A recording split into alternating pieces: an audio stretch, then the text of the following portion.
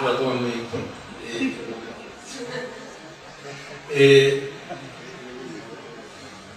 Bien, bueno, en primer lugar debo expresar mi agradecimiento por la presencia de ustedes aquí. Creo que este es un trabajo que se organizó en principio muy espontáneamente, que siguió transcurriendo espontáneamente con mucho espíritu positivo durante los últimos 3 o 4 meses, a pesar de que nos duró un poco. Y me parece, digamos, que la respuesta a esta convocatoria en cuanto a público es bastante impresionante para nosotros. Eduardo inicialmente decía, no, entre 20 y 25 personas, lo más, pero yo le decía que podía tener un poco más de convocatoria. Y en realidad hemos quedado en el interés que suscita los temas del pinceñano en nuestro país. Y también es un síntoma, y esto no tiene mucho que ver con la conferencia, pero voy a tener que decirlo igual. Es bastante significativo, no solamente la convocatoria, sino uno podría decir así como se habla de los nuevos pinceñanos, un poco el nuevo espíritu que hay en la filosofía chilena. Wilfredo, que nos acompaña acá, y también Eduardo, están organizando el Congreso de Filosofía Chilena, reviviendo una antigua tradición que quizás no fue tan fuerte como lo está haciendo en este momento.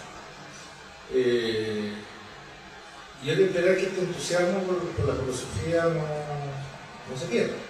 Asimismo, y esto es muy interesado, ya se han hecho 2 jornadas de la Sociedad Chilena de Filosofía Analítica, de modo que uno observa ya desde la distancia que proporciona la edad cómo gente madura, no obstante madura, todavía joven, está tomando la rienda de este asunto de forma bastante responsable y además eficiente. Y por ello me felicito, aunque no creo que el resto del comité organizador se felicite por tenerme a mí en la comisión. Me felicito por haber organizado también, formado parte de la organización de este seminario. Me parece que la convocatoria es un indicador importante de lo que se puede hacer en filosofía en Chile. Y es importante también los trabajos que están realizando ciertos profesores que afortunadamente ya con mayores inclinaciones no son filósofos analíticos. Si me perdonan los heideggerianos, yo sí algo correcto.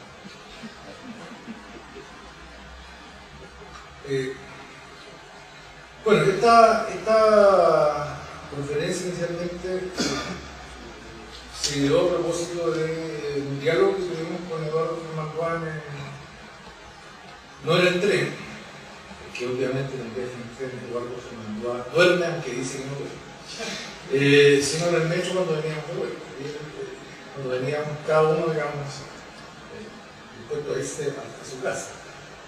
Y ahí Eduardo, entre bostezos y somnolencia, me dice, siempre le pregunté a mi profesor en Alemania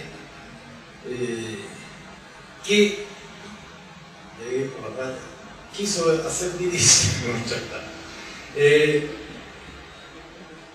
Y en realidad, bueno, en ese momento, como ya veníamos de Talca, a propósito de la organización del seminario, yo no tuve mucho que responderle, pero me quedó dando vuelta la pregunta. El Tractatus es una obra compleja, se presta a interpretaciones. En general, la filosofía de Wittgenstein se presta a múltiples interpretaciones.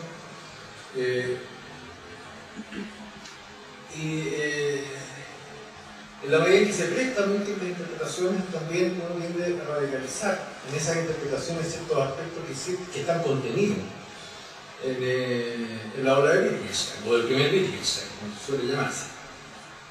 Lo que yo voy a hacer ahora, basado en esta pregunta de Eduardo, es en primer lugar una breve introducción al Tractatus, que siempre tengo miedo a hacer introducción al tratado. He hecho solamente una vez un curso, he hecho 2 cursos sobre Wittgenstein en un semestre. En general, filósofos como Peirce y como Wittgenstein son filósofos temibles y aquí uno lo entiende poco. Y en general se queda, como dicen los más jóvenes, se queda pegado, digamos, en esos temas. Y generalmente hay temas que son más urgentes y que a uno lo traen más y que son de más fácil resolución que los temas más sustantivos que a los que uno se ve llevado cuando trata la filosofía de Wittgenstein y también de Peirce. Entonces el año pasado yo hice un seminario de grado, lo hice con el profesor Cristian Soto, y un seminario de posgrado sobre Wittgenstein. Y gran parte de lo que voy a decir aquí no es nada nuevo. Algunas personas que asistieron al seminario pueden ceder de su acento a los que están parados. Solamente hay una cosa nueva, que es la elaboración de cierta elaboración sobre los mismos textos de Wittgenstein. Voy a hacer esa breve introducción al tratado para poner el contexto. Voy a hacer posteriormente, digamos, un breve esbozo de lo que se llaman las lecturas de los tratados. Hay que tener en cuenta, digamos, que hay gente que, no sé si acá, digamos, pero por lo menos en Estados Unidos, en Inglaterra y quizás también en Alemania, sostienen determinadas, se llaman lecturas de Wittgenstein. Lecturas que, como ya dije, y eso es lo que trataré de sostener un poco débilmente acá, radicalizan ciertos aspectos que ya están contenidos en estados más bien desordenados y algo complejos en la obra de Wittgenstein. Básicamente voy a enumerar las lecturas, digamos, me voy a centrar en 2, que son las lecturas, por un lado la lectura resuelta o resolutiva, y por otro lado lo que usualmente se denomina la lectura inefabilista o ortodoxa. Me voy a centrar en esas 2, pero también brevemente.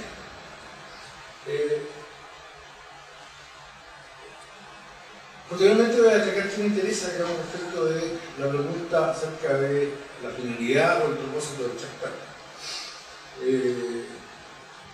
Y en segunda instancia, después de esa parte más bien introductoria, voy a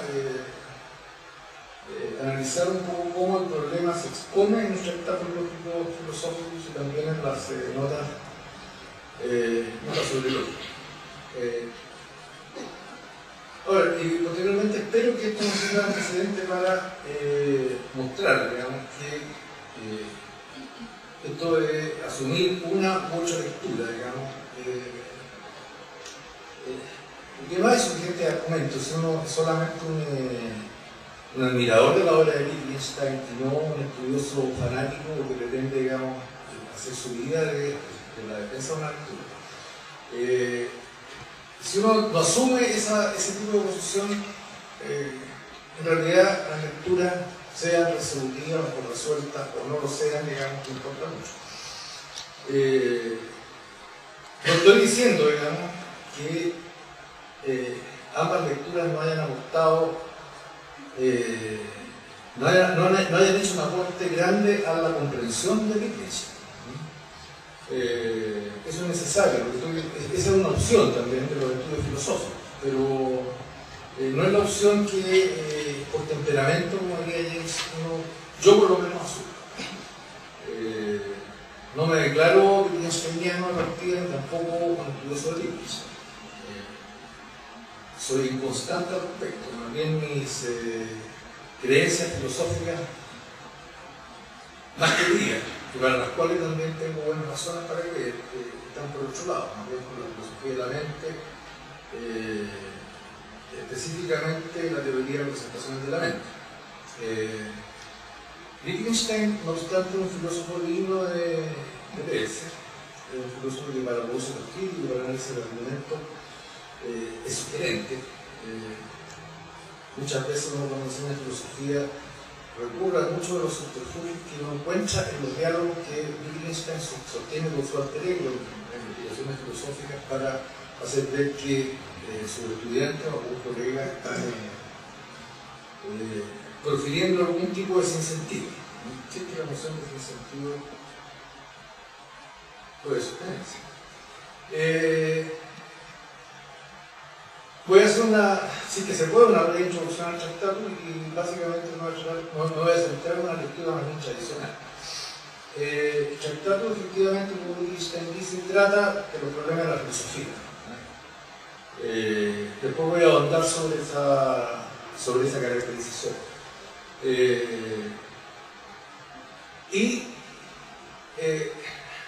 Siguiendo en este caso a Haeckel, gran parte del texto del Tractatus, incluyendo en este caso el prólogo, están dedicados a presentarnos un cuadro de la naturaleza de qué es lo que hace, digamos, que el lenguaje sea representativo. Uno podría interpretar en primera instancia el tratado afirmando que lo que se privilegia, digamos, como esencial al lenguaje es este carácter representativo y carácter representativo de hechos del mundo. Consecuentemente, la primera parte del tratado, ¿no es cierto?, gran parte de la Revolución 1 y las especificaciones de la Revolución 1 son acerca de metafísica y ontología. Pero no una metafísica y ontología no motivada, es una metafísica y ontología motivada por este propósito, ¿no es cierto? Por esta característica que es la escribe, ¿no es cierto?, como esencial al lenguaje, que es su carácter representativo. Es así, ¿no es cierto?, que Wittgenstein nos presenta aquí un espacio lógico, el cual, ¿no es cierto?, consta de objetos. Objetos en este caso son las sustancias del mundo, pero esos objetos solamente pueden ser individuados en la medida, ¿no es cierto?, que pueden entrar en combinaciones con otros objetos y así, ¿no es cierto?, conformar hechos. Y así conformar hechos los cuales a su vez, ¿no es cierto?, pueden a su vez formar conglomerados.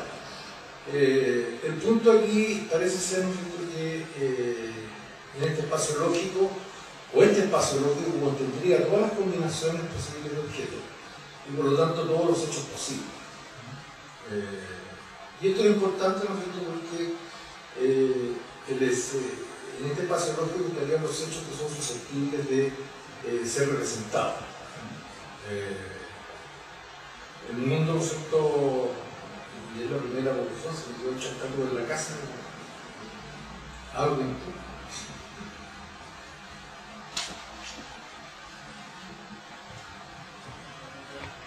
Tengo el original, por si acaso. Gracias por sacarme.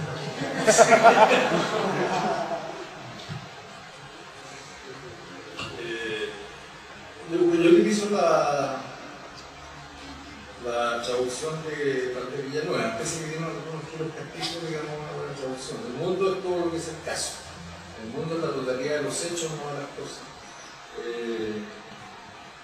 El mundo hay que considerarlo un espacio lógico, y en este caso, ¿no es cierto?, la realidad, o la definición de Wittgenstein de la realidad, ¿no es cierto?, contiene una determinación, en este caso, de existencia. La realidad está constituida por los hechos existentes y también por extensión por los no existentes.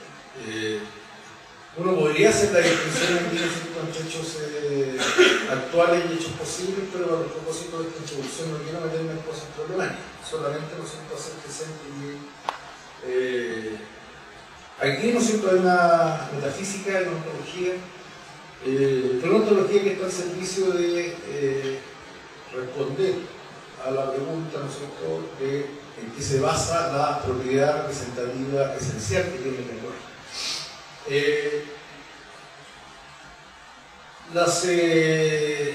Los conjuntos de proposiciones, que no son conjuntos muy homogéneos, posteriores, hasta la Revolución 5 con claridad, tratan acerca de, por un lado, ¿no es cierto?, la figura lógica. En este caso, la figura lógica representa un hecho. La figura lógica tiene elementos, cada uno de los elementos de la figura lógica está por un objeto en el hecho. en la medida en que se establece esta relación entre el elemento de la figura y objeto en el hecho, eso sirve de sostén para una relación proyectiva, ¿no es cierto?, entre la figura y el hecho posible con el cual esa figura está relacionada. Le sigue, ¿no es cierto?, un conjunto de conclusiones acerca de la naturaleza de la proposición, donde se distingue, ¿no es cierto?, entre el signo proposicional y la proposición propiamente tal. Siendo la proposición, ¿no es cierto?, la relación, o caracterizando la proposición precisamente la relación que hay, por su relación, perdón, con la figura. La proposición en este caso, digamos, tiene una forma que incluso es perceptible, digamos, en su forma física. Forma que también, ¿no es cierto?, es proyectable en el ámbito de la figura y en definitiva en el ámbito de los hechos. La proposición, en este caso, digamos, muestra que los elementos del hecho están organizados de tal o cual manera. Y dice Wittgenstein muestran su sentido.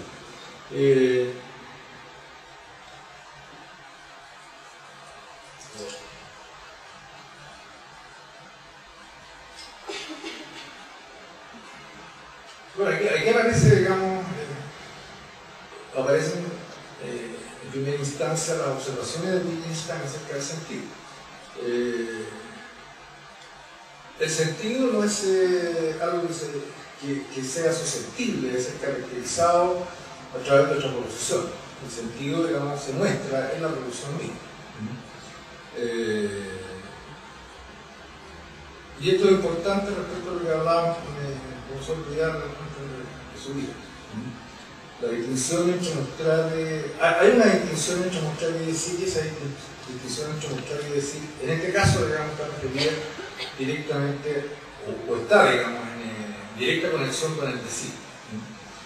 La proposición dice que las cosas en el hecho están organizadas de tal y cual manera y muestra su sentido. Le agradezco al profesor Vidal por esa observación. Posteriormente vienen consideraciones, ¿no es cierto?, acerca de lo que se llama la sintaxis lógica, la distinción entre signo y símbolo también, y donde ya empieza a evidenciarse, digamos, cierta donde ya encontramos observaciones no tradicionales o peculiares respecto, digamos, de la naturaleza de la lógica, en este caso de la sintaxis lógica. Lo que Wittgenstein propone allí, ¿no es cierto?, es más bien una sintaxis lógica que no es expresable en reglas. Solamente, ¿no es cierto?, basta, cuando uno está frente, digamos, a un conglomerado de signos, basta establecer cuál es, a qué símbolo pertenece ese signo. Y sobre la base, ¿no es cierto?, de el oficio que desempeña dentro de la proposición, es posible determinar su significado. No hay una sintaxis lógica al modo de Carnap, al modo de los empiristas lógicos, digamos, donde sea posible formular reglas con el objeto, ¿no es cierto?, con el objeto, o con un objetivo, mejor dicho, terapéutico. Cualquier cosa que transgreda la regla de la sintaxis cuenta, ¿no es cierto?, como una pseudo-proposición. Ahí lo que se sugiere más bien, en mi opinión, es que la sintaxis lógica se muestra por sí misma, digamos. Si uno es capaz de distinguir, ¿no es cierto?, entre signos y símbolos, y es capaz de establecer cuál es el oficio que cumple cada signo, una vez establecido, digamos, qué símbolo pertenece dentro de la proposición, inmediatamente, digamos, su sentido se hace manifiesto sin necesidad de regla. Posteriormente sigue, ¿no es cierto?, una concepción funcional del significado de las proposiciones complejas. Y finalmente se insiste, digamos, sobre observaciones un poco más técnicas sobre lógica. por la que no voy a ahondar acá. Parte de la sección 6 trata acerca de los problemas tradicionales de la filosofía, no solamente de la filosofía y de la ciencia. Abarca la matemática, abarca la ciencia, la naturaleza de la ciencia, y al finalizar este conjunto de proposiciones 6, se empieza a introducir ya cierto tipo de observaciones que en primera instancia desconcertan al lector. La primera de ellas la encontramos en la proposición 653, donde Wittgenstein afirma que las únicas proposiciones que pueden decirse en forma clara son las proposiciones de la ciencia. En rigor no hay proposiciones filosóficas. Y lo que hay que hacer, o el método correcto de la filosofía, ¿no es cierto?, que cuando alguien intente emitir una proposición que tenga un carácter filosófico, mostrarle que no está asignando significado a los signos que constituyen esa proposición. Por lo tanto, se trata de un sinsentido. En esa proposición 653, ¿no es cierto?, aparte de indicar el carácter significativo de las proposiciones de la ciencia, Wittgenstein además introduce algo que es propio de algunas interpretaciones, de algún tipo de interpretación hoy en día, ¿no? Que es el afán terapéutico de la filosofía.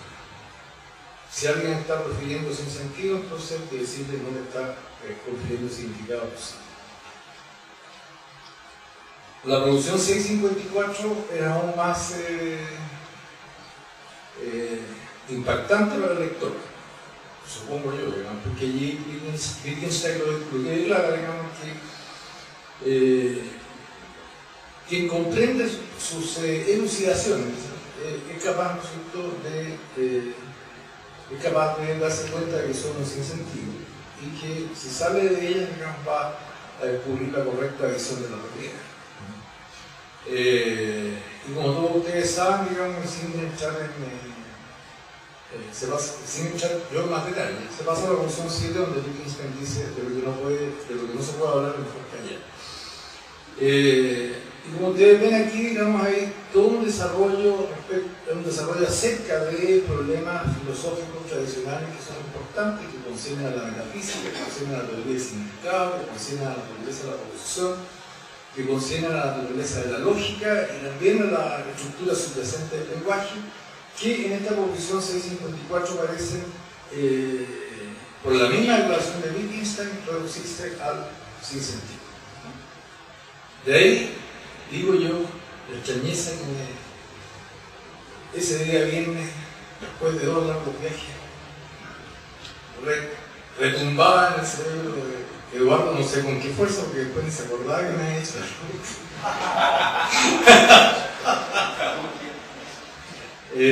lo que puede introducir la confusión. ¿Cómo puede pasarnos esto por grandes problemas en la filosofía? Problemas tanto tradicionales en el ámbito de la metafísica, problemas más específicos respecto de la lógica y la filosofía de la lógica, y problemas también de su tiempo relativo a la teoría del significado, ¿no es cierto? Viene esto que simplemente declara que todo lo que he dicho anteriormente es un sinsentido. Y que si uno capta que eso es un sinsentido, entonces puede apreciar o puede tener una visión correcta de la realidad. Lo que dice Wittgenstein es que una vez que uno entiende eso puede tirar la escalera, y tirar la escalera se ha transformado como un leitmotiv de todas estas lecturas más contemporáneas, al menos de las que voy a tener en cuenta ahora. Ahora, ¿cuáles son las lecturas más destacadas, digamos, respecto de esto? Respecto del tractatus. Las lecturas en este caso siempre resaltan, ¿no es cierto?, un aspecto de la filosofía de Wittgenstein y lo resaltan como el aspecto más esencial. Hay lecturas, ¿no es cierto?, que se consideran lecturas terapéuticas. Hay lecturas en cuanto a la unión, digamos,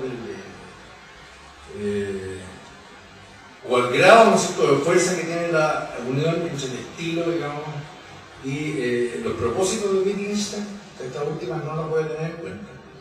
Pero yo considero, digamos, que la lectura terapéutica no es una lectura aparte, sino que gran parte de los terapeutas tienen algún tipo, o pueden tenerlo, porque no es contradictorio, pueden tener algún tipo de compromiso, ya sea con una lectura inefabilista, con una lectura resuelta. Más con la lectura resuelta, creería yo. Pero nada impide, y no estoy hablando que de hecho, digamos, sea así, pero nada impide que un lector inefabilista pueda asumir un propósito terapéutico.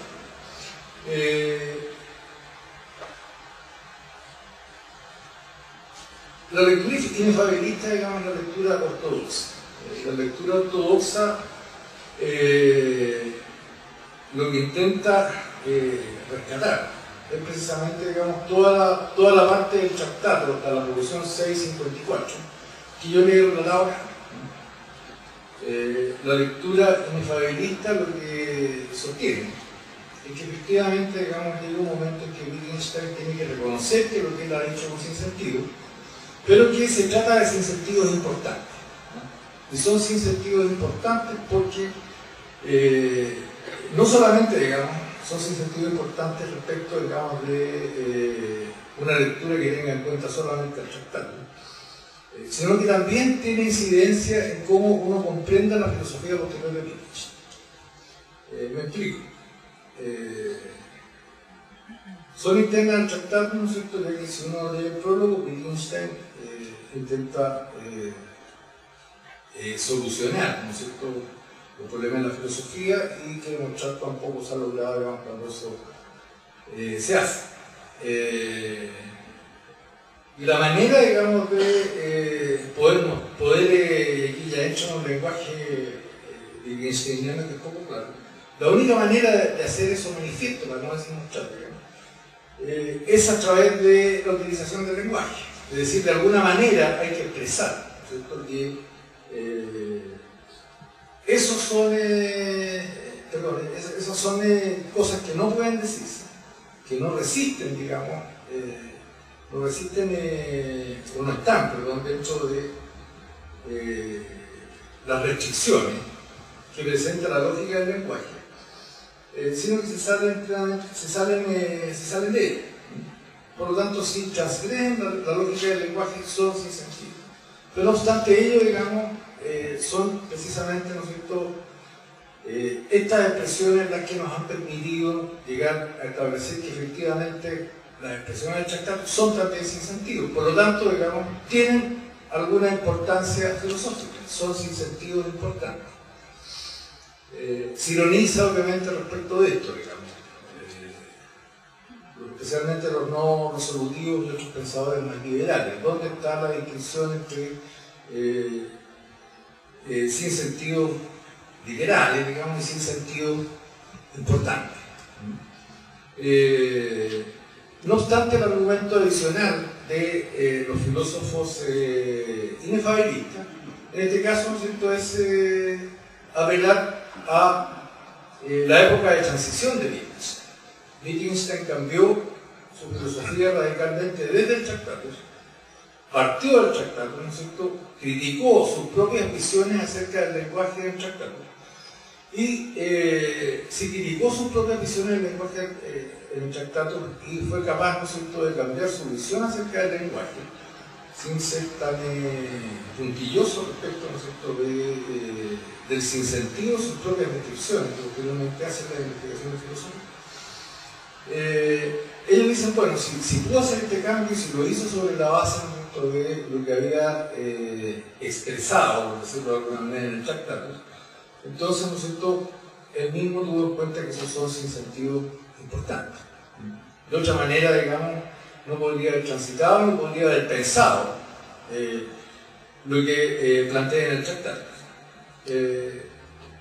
Ahora, los lectores resueltos, en este caso, lo que plantean es lo opuesto, ¿no es cierto? Ellos distinguen en el prólogo lo que ellos llaman un marco, El marco está constituido por lo que Wittgenstein dice en el prólogo al tratado, y la otra parte del marco, ¿no es cierto?, estaría en la posición 654. En el prólogo, no voy a contar toda la historia, pero puede ser hasta una enmienda, o huevo una enmienda posterior, me parece. En el prólogo, ¿no es cierto?, Wittgenstein habla de título personal. En cambio, en el tratado, aparentemente asume la, por así decirlo, la voz, ¿no es cierto?, de un filósofo más bien tradicional, y como filósofo tradicional intenta presentar una teoría. Esta voz, no obstante, uno puede percatarse fácilmente que no es constante. En la posición 654 lo que Wittgenstein haría es más bien, ¿no es cierto?, recuperar la voz inicial personal, digamos, que estaría en la introducción, y lo que habría dicho, ¿no es cierto?, que lo entienda a él, primera persona, digamos, tan tercera, digamos, pero que no entienda a Wittgenstein. En este caso, digamos, es capaz de captar el sinsentido de todo lo que he dicho anteriormente y transitar, ¿no es cierto?, a una visión correcta del mundo.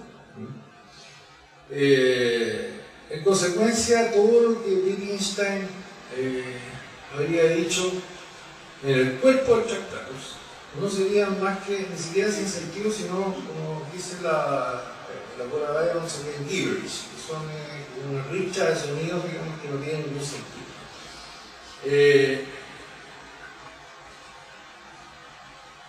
Ahora hay todo un método, según lo que escribe la Coradaya. El método, digamos, es que en primera instancia, digamos, quizá el lector del tratado, quizá alguien que tenga una gran capacidad de irse, se da cuenta en la primera etapa, ¿no?, que está profiriendo sin sentido.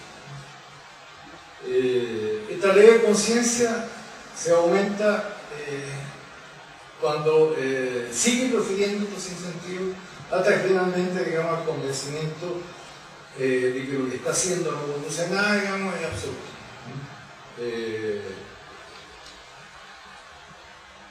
Ahora, hay varios problemas respecto a esta visión, pero esta aproximación inicial no lo voy a, y no creo que tenga tiempo después tampoco, no lo voy a señalar.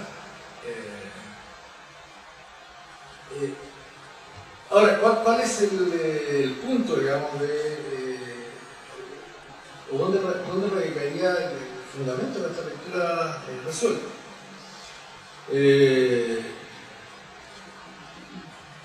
Bueno, voy a basarme, digamos, para economía del tiempo en lo que Coradaya nos dice acerca del espíritu realista.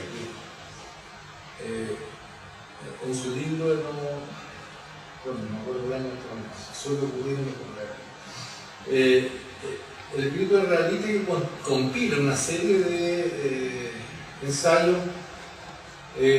fundamentalmente sobre Wittgenstein, pero que también abarca otros autores y abarca también otros temas relativos a la ética. Un ejemplo claro del espíritu realista para filósofos, en este caso Kierkegaard. ¿En qué se basa? ¿Por qué Kierkegaard es un realista? Tiene espíritu realista, porque sí, ¿no es cierto?, asumir ciertas reglas a priori para filosofar, o que determinen, digamos, su filosofar,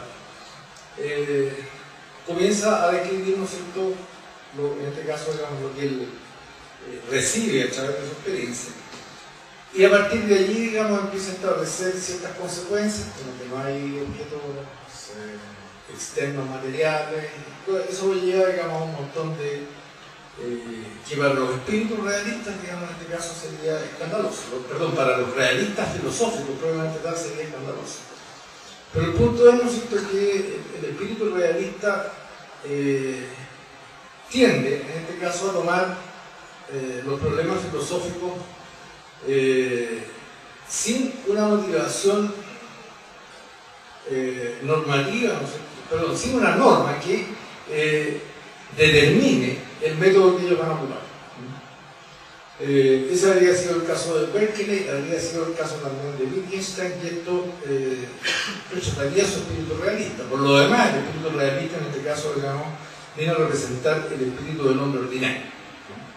Entonces, en la medida que represente el espíritu del hombre ordinario, uno puede también conectar, sin hacer demasiado énfasis en los detalles técnicos, puede conectar la visión resuelta, digamos, con ciertos propósitos prácticos y espirituales, ¿no es cierto?, que usualmente, porque en algunas ocasiones, nosotros tenemos que en alguna encarnación pasada tuvimos.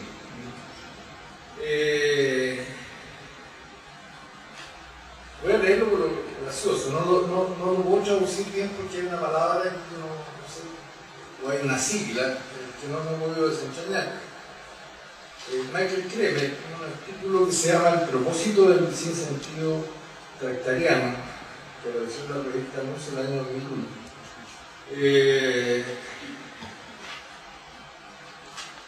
expone, ¿no es cierto?, una reseña que hace un cliente, ¿no es cierto?, de Amazon. Y él dice, ¿no es cierto?, que Wittgenstein debe ser el filósofo más sobreestimado que nunca ha vivido, a causa de su trabajo, el marqueteo. Unos pocos estudiantes devotos, a causa del trabajo y marqueteo, unos pocos estudiantes devotos, el resto de nosotros ha sido llevado a creer que eres uno de los grandes. La verdad no es nada de este tipo. Él no podía escribir claramente. El resultado es mucha atención inmerecida. El resultado es que mucha atención inmerecida se le ha dado a algunos de sus enunciados muy ambiguos y epigramáticos. Gran parte de su trabajo es ilegible y de ningún uso e interés a nadie, sino a unos pocos profesores de filosofía positivistas. Si usted quiere realmente leer algo de buena filosofía, no se lleve injustificablemente, no se deje llevar injustificablemente por este Weir, que es como raro, digamos, místico, de nombre Wittgenstein. Que todo el trabajo, claro, no sé lo que significa eso, es la sigla, digamos, hecho por algunos filósofos de universidades prestigiosas que ni siquiera se preocupan mucho si la filosofía tiene algo útil que decir a las personas que viven en el mundo real. En la medida que ellos puedan continuar recogiendo sus salarios y analizando sus pequeños enigmas lingüísticos en la privacidad de sus oficinas de la facultad, ellos están felices y se sienten y piensan que es irrelevante las vidas de alguien que realmente trabaja fuera de una universidad. Sálvese usted mismo de la molestia de tratar de descifrar este tipo. No vale la pena que se haga problema. La cita es buena, digamos, porque refleja la actitud que uno puede tener que cualquier persona puede tener con Wittgenstein, incluso uno mismo que le dedica algún tiempo, digamos, no deja de pensar a veces si esto es cierto. Pero más allá de eso, está el intento, digamos, de un lector resuelto como Kremer de indicar la filosofía de Wittgenstein a el hombre ordinario, cosa que supuestamente reconocen mucha de esta gente que la había fracasado, ¿no? Sin embargo había tenido pleno éxito en las investigaciones filosóficas.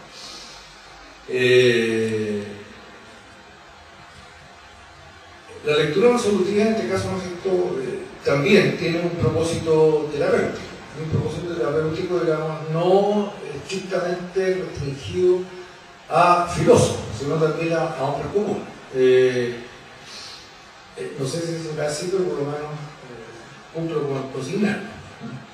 Hay comparaciones, digamos, este texto de Kremer hace una comparación con...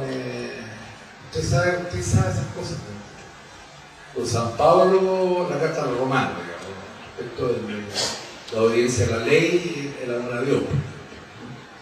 Y cómo la obediencia a la ley, en este caso, en la medida en que requiere justificación, requiere apelar a razones, digamos. No es sinónimo, ¿no es cierto?, de respeto y amor a Dios.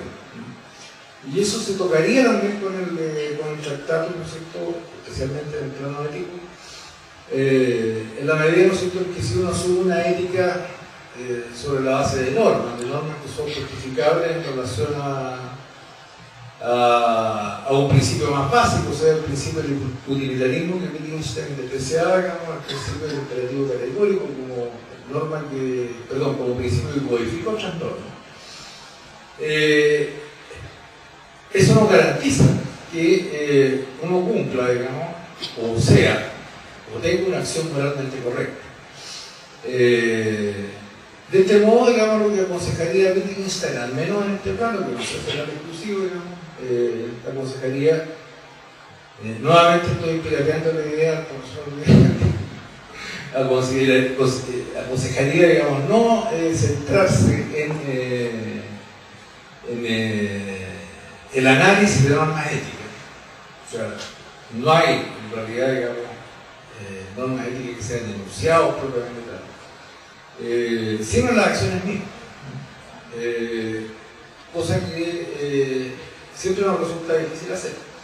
De modo que la lectura resolutiva, digamos, nos lleva, en la medida en que desprecia, digamos, toda esta parte más bien metafísica que se muestra en el tratado,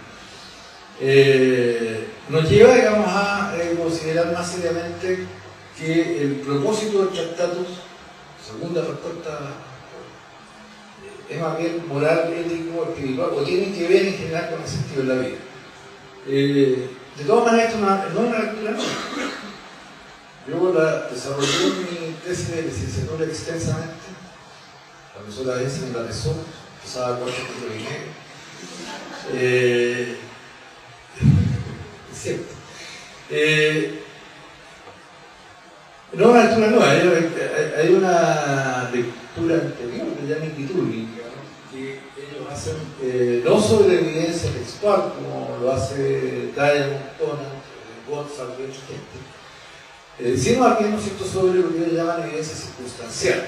¿Cómo era la vida de Wittgenstein?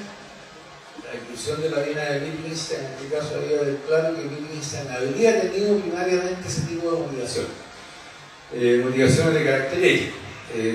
Se agregan ahí, es un libro muy leído, así que no estoy diciendo nada extraño, se agregan cartas de Wittgenstein, especialmente a Fichte, digamos, de Wittgenstein, efectivamente dice, digamos, que han tratado, se ha dado maña, digamos, de abarcar todo respecto de la ética sin decir nada acerca de ella.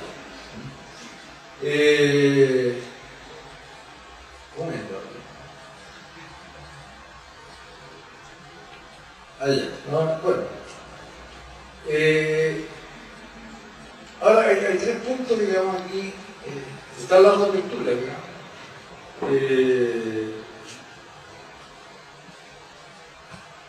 Hay una tercera lectura que yo dije que es compatible o puede ser compatible con ambas, aunque está más cercana a la lectura resuelta, que es la lectura que se denomina terapéutica. Y uno podría encontrar también variantes, o sea, elucidacionismo, de la lectura de McGinney y Patton, que es una variante, digamos, de la lectura de Cora Diamond y compañía. Es una variante, digamos, que defiende el estatus de, al menos, de elucidaciones que tiene el cuerpo del tratado. Entonces, es una variante, no la voy a considerar mayormente acá. Ahora, lo que yo quiero, yo les dije lo que quería plantear acá, digamos, que al menos ambas lecturas, digamos, radicalizan puntos que ya están presentes en el tratado. ¿Dónde los encontramos presentes? Ya dije, ¿no es cierto?, que en el prólogo.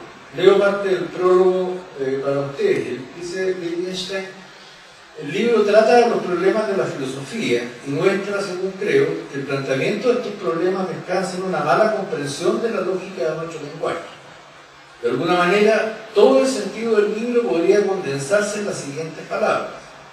Lo que en cualquier caso puede decirse claramente. Y de lo que no se puede hablar, hay que callar la boca. Estas son traducciones de Andrés Villanueva, aquí es fácil ver, digamos, cuál es el dominio de tema de lo que se ocupa el libro. El dominio de tema está constituido por los problemas de la filosofía en general. Si alguien objeta, digamos, cuáles son para Wittgenstein los problemas de la filosofía, yo diría, digamos, que serían todos, digamos, por lo menos todos los que Wittgenstein pudo haber apreciado hasta ese momento. Ahora, lo que Wittgenstein está diciendo es más o menos claro, ¿no es cierto? La transgresión de la lógica del lenguaje llega inevitablemente a sin sentido y por lo tanto la filosofía debía callar.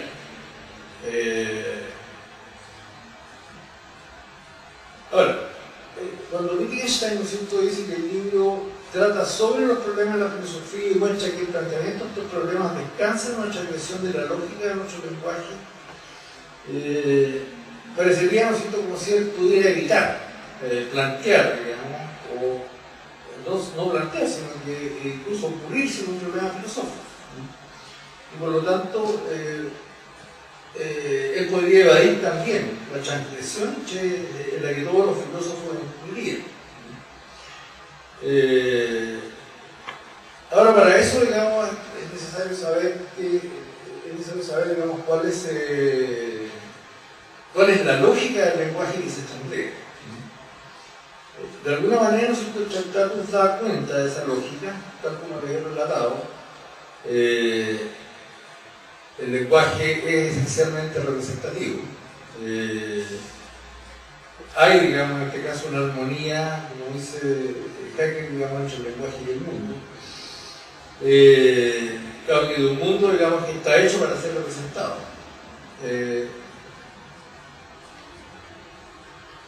Y Wittgenstein, digamos, estaba consciente de ello. Y en el párrafo siguiente, ¿no es cierto?, el prólogo establece el procedimiento que seguirá para mostrar su tesis. La tesis, ¿no es cierto?, es que los problemas de la filosofía, el planteamiento de los problemas filosóficos transgrede la lógica de nuestro lenguaje. Dice el libro que quiere trazar un límite al pensar, o mejor dicho, no al pensar, sino a la expresión de los pensamientos, porque para trazar un límite al pensar tendríamos que pensar ambos lados de ese límite. Tendríamos que pensar lo que no puede pensarse. Por ello, el límite solo puede trazarse en el lenguaje y lo que está al otro lado del límite será simplemente un sinsentido. Esto de poner límites provoca obviamente reminiscencias kantianas, pero yo creo que ya hay personas que se han encargado mejor de eso, así que no se pueda seguir esa línea de argumentación. Al menos claro, digamos, ya. Que Wittgenstein no intenta hacer una teoría empírica del lenguaje, pero si no es una teoría empírica del lenguaje, ¿de qué se trata? Aquí yo incluyo algo sobre las notas de lógica, citas sobre las notas sobre lógica del año 1914. Donde Wittgenstein efectivamente pensaba, ¿no es cierto?, que la lógica era parte de la filosofía. Y dice Wittgenstein al respecto: la palabra filosofía debe siempre designar algo que está por sobre o debajo, pero no al lado de la ciencia natural. La filosofía no proporciona un cuadro de la realidad y no puede ni confirmar ni refutar las investigaciones científicas. Consiste en lógica y metafísica, siendo la primera su base.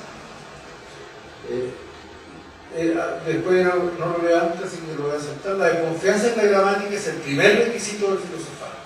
La filosofía es la doctrina de la forma lógica de las proposiciones, y eso lo destaco. No solamente de las proposiciones primitivas. Una explicación correcta de las proposiciones lógicas debe dar a estas una posición única en contraposición a las otras proposiciones. Está claro, digamos, que hay algo que se mantiene en el Tractatus de lo que Wittgenstein dice en el año 1914. Lo que se mantiene en el Tractatus es precisamente la preocupación por la forma lógica. No se habla allí, ¿no es cierto?, de una forma lógica subyacente al lenguaje, que es la tesis que se obtiene en el Tractatus, pero sí, digamos, en la filosofía, o la labor de la filosofía, ¿no es cierto?, en este caso, es la explicación correcta de es la doctrina, la filosofía de la forma lógica de la proposición. Esto está presente en el Tractatus tal como lo he escrito, tanto, el lenguaje es esencialmente representativo.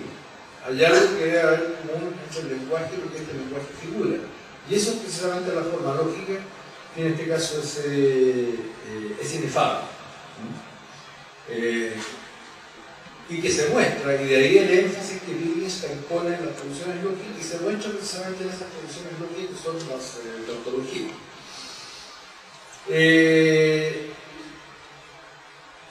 Me dice que se me acabó el tiempo, don Alex. No, como sucede siempre, uno no logra mostrar lo que intenta mostrar. Ni siquiera me dice.